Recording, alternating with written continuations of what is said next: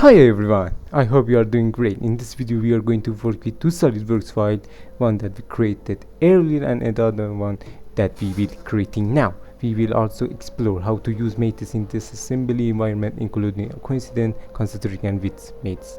So let's start by creating the model for two.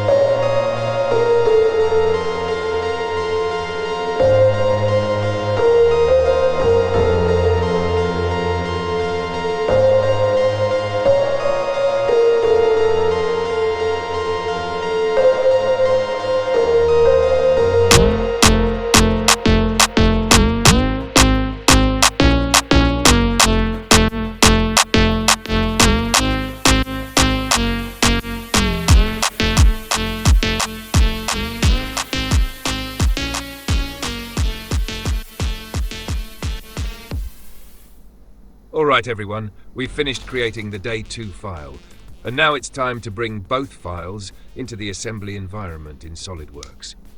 We'll start by inserting the files, and as soon as we bring in the gear, you'll notice that it needs to be rotated 90 degrees along the Y-axis to be aligned properly.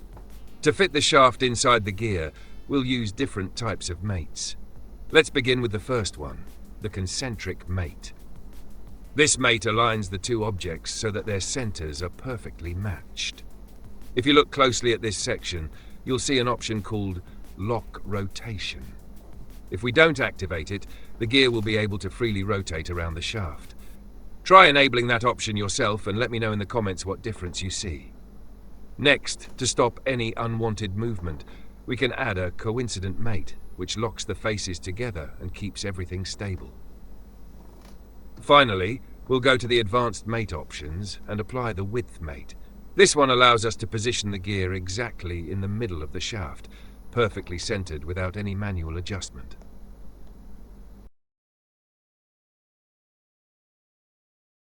And that's it for today's tutorial. Thank you so much for watching. If you enjoyed the video or learned something new, don't forget to hit the like button and subscribe to the channel for more SolidWorks tips and tutorials. See you in the next one.